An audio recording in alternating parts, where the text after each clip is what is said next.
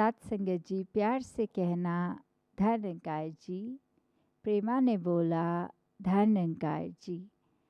आज महाराष्ट्र के ये संत निरंकारी समागम के पहले दिन 26 को जो ये टेलीकास्ट,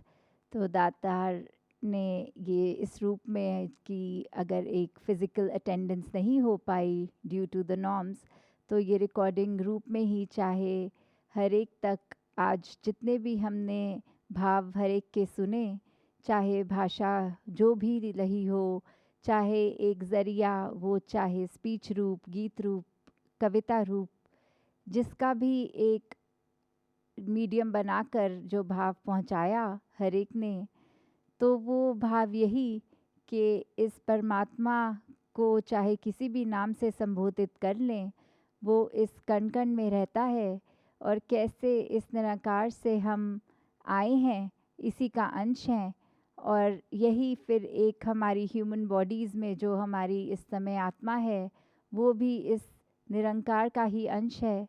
तो कैसे हमें अपने आप को जानना है, किस तरह जाने अपने आप को, वो तभी पॉसिबल है जब एक परमात्मा को जान लें, जब इसका एक ब्रह्म ज्ञान अपने से हम इसकी रूबरू कैसे होएं, वो इस ब्रह्म ज्ञान द्वारा होता है। तो कैसे एक जहाँ भाव स्थिरता का,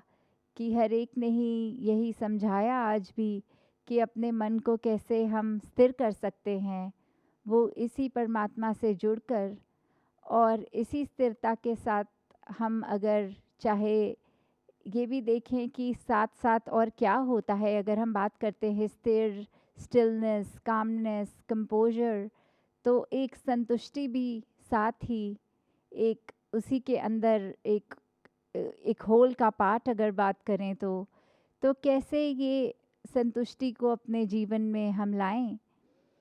कि कभी अगर ये भी देखा जाता है कि हालात ऐसे हो जाते हैं कि एक हम बोलते हैं कि हमने चाहा तो था ये हो जाए वो हो जाए, फिर बहुत चीज़ें ट्राई करी, वो नहीं हो पाया, और उसके बाद जब अगर नहीं हो पा रहा तो हमने वी हैव गिवन अप और हम संतुष्ट हो गए। तो इसको भी हम संतुष्टि नहीं कह सकते, क्योंकि ये बाय फोर्स कुछ हुआ है। अगर ये स्थिर रूप में एक सहजता के साथ ही संतुष्टि का होना पॉसिबल है, कि कैसे हम अगर सब कुछ ट्राई करने से पहले ही ये मान लें कि इस चीज़ का चलाने वाला तो ये परमात्मा है, ये कार्य अगर संभव होगा तो भी परमात्मा के ही हुक्म में संभव होगा, वरना इसने चाहे हम कितना भी अपना ज़ोर लगा लें, वो संभव होने वाला एक हो ही नहीं सकता। तो कैसे एक इसके ही साथ मेहनत अपनी जारी कर रखते हुए, मानते हुए कि अगर इसमें हम नहीं चाहे, हमारे अकॉर्डिंग नहीं होगा, तो भी एक मन में ये संतुष्टि का भाव, तो ये सरेंडरेंस के साथ आना, तो वो पॉजिटिवली सच्चे मायने में संतुष्टि कहलाएगी। जैसे इसी पे एक कहानी भी एग्जाम्पल के तौर पे, कि दो फ़कीर जब जा रहे कहीं सुबह और शाम को आते हैं अपने घर, तो देखते हैं कि उनके घर की जो एक झोंपड़ी कह लें कि एक खेत में एक है से बनाई हुई, तो वो हवा आंधी इतनी तेज़ कि आधी झोंपड़ी उनकी गिर गई। तो उनमें से एक शिष्य तो ऐसे मन में ख्याल रख रहा कि हम तो परमात्मा का नाम भी लेते हैं, इसके गुण भी गाते हैं, तो भी परमात्मा ने हमारे साथ ऐसा किया कि हमारी आधी झोपड़ी ही एक गिर गई, एक यूज़ में नहीं अब आ सकती, कितनी मेहनत से खड़ी करी थी।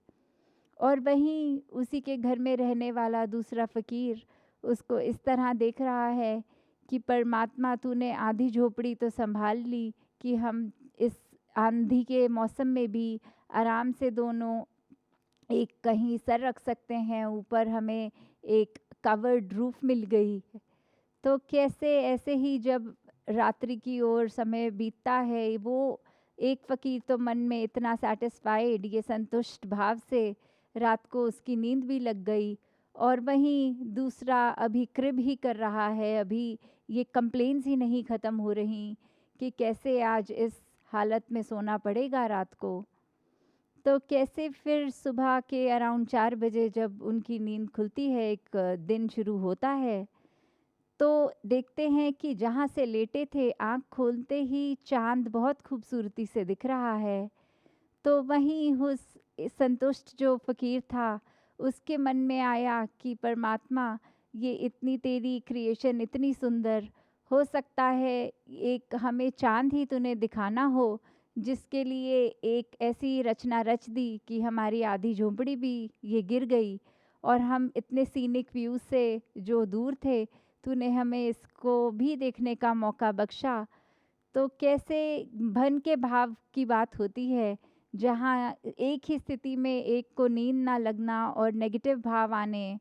वहीं दूसरे ने पहले ही अपने आप को समर्पित किया हुआ एक इतना संतुष्ट कि कैसे कुछ भी हो रहा है, उसका ये शुक्राना भाव इस परमात्मा से, ये स्थिर मन, ये काम एंड कंपोज्ड, ये बिल्कुल रचा हुआ इसके रंग में ऐसे ही संतुष्ट होकर जब जीवन बिताते हैं, तो कैसे फिर बात वही है कि हालातों ने तो आते ही रहना है, पर हम अपने मन को कैसे मोड़ें।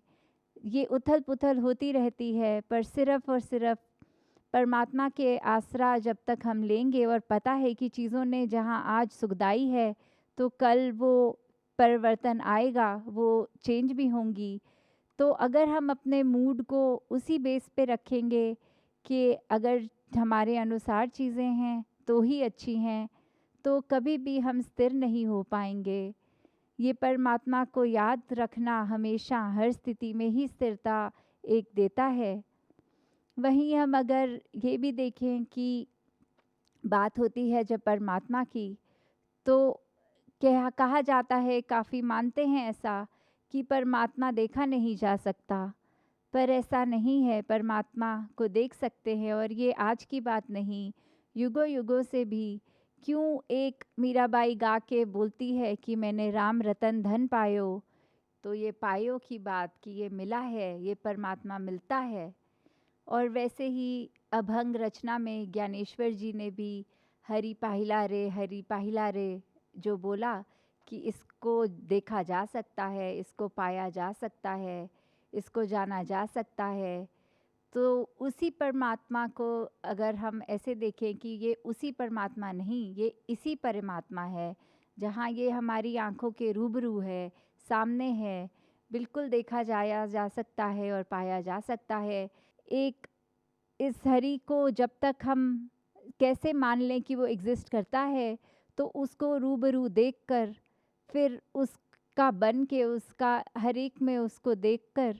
फिर एक हरि को जो पा लिया, तो फिर वो ऐसा धन है जो राम रतन धन है कि इतना जो कभी घटेगा नहीं ऐसा धन। हमेशा हम हर पल में इसका प्रयोग करेंगे, इसको याद रखेंगे, तो जीवन ने सफल होना ही है। और जहाँ ये डे टू डे ये इंद्रियों की भी हमारी बात आती है कि 5 सेंसेस कैसे हमारे हर मिनट अपने आप को परसीव करने के लिए कुछ भी आसपास हो, तो इसी के योगदान से हम एक स्थिति को महसूस उस तरह कर सकते हैं। तो उस पे भी एक बात कि कैसे एक मक्खी का अगर हम देखें, तो मक्खी एक हमेशा व्याकुल सी ही दिखती है, कभी एक तरफ बैठती है, फिर उड़ के आके एक अपना राग गा के दूसरे पे चीज़ पे बैठ गई। और वहीं अगर एक हाथी को देखा जाए, तो उसको भी एक मस्त हाथी भी बोला जाता है कि अपने काम में जो कर रहा है वैसा ही कर रहा है। तो उसी पे एक कहानी ऐसी कि एक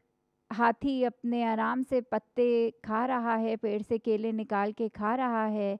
वहीं एक मक्खी भिन-भिनाती हुई उसके पास जब आई, तो अपने उसने आराम से कान हिला के वो मक्खी को उड़ा भी दिया और अपने खाना जैसा खा रहा था वो खाता चला गया।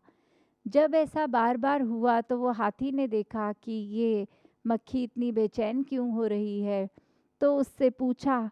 कि ऐसा आपको क्या हो रहा है जो आप आराम से स्थिर नहीं हो पा रहे हैं?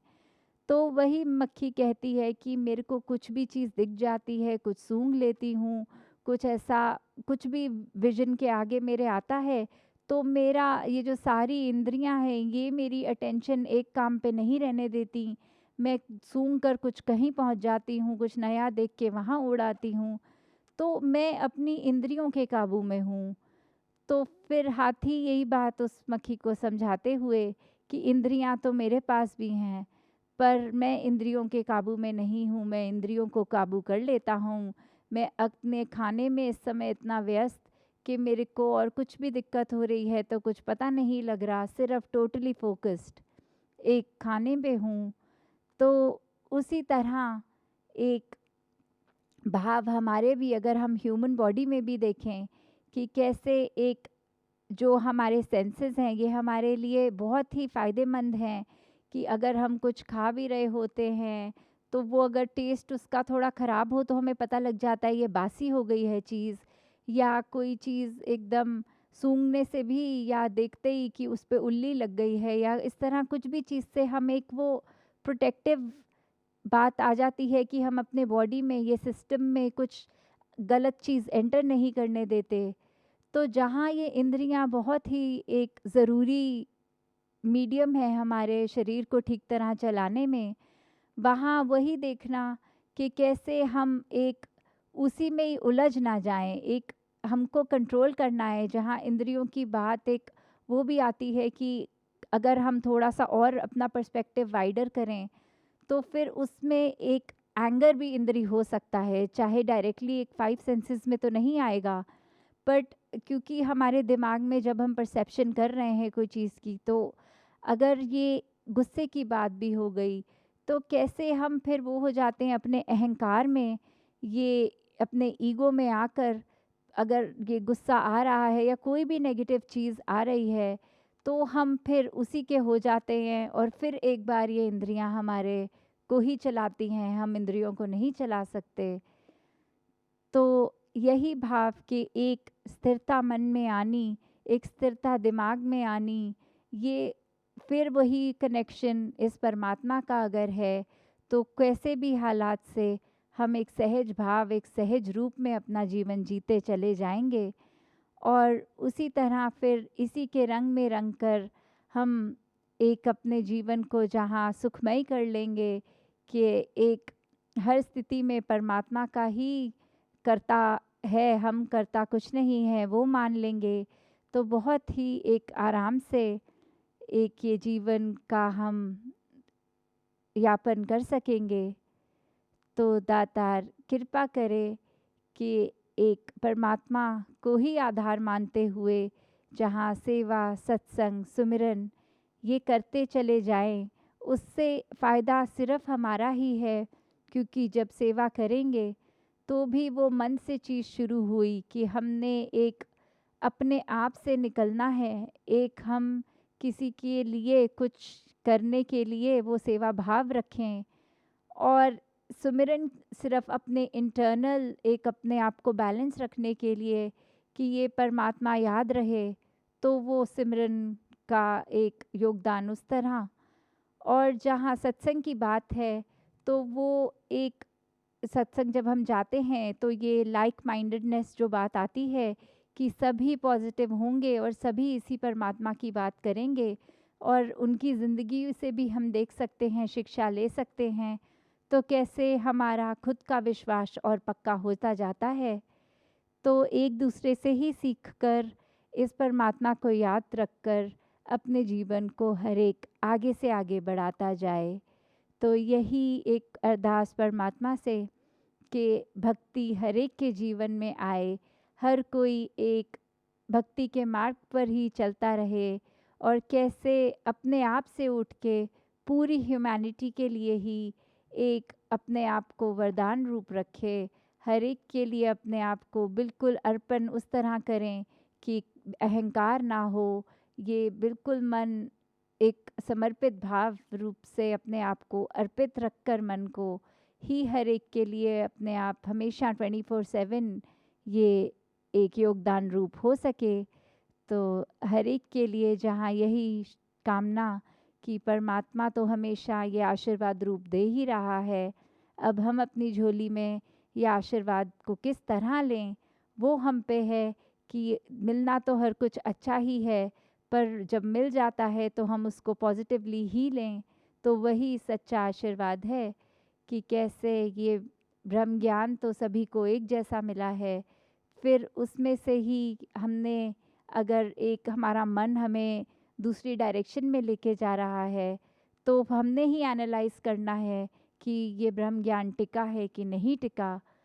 तो ये जैसे परमात्मा ने सभी को सब बराबर मन में एक सैटिस्फैक्शन, एक स्थिरता, एक संतुष्टि का भाव बख्शा है, पर वो बात हमारे ही चेतनता विवेक और हमारे अंदर सरेंडरेंस भावना वो एक आनी, तो उसी पे टिका है कि दातार को याद रखें और इसके शुक्राने भाव में हमेशा रहें। साथ संगत जी, ध्यान निरंकार जी।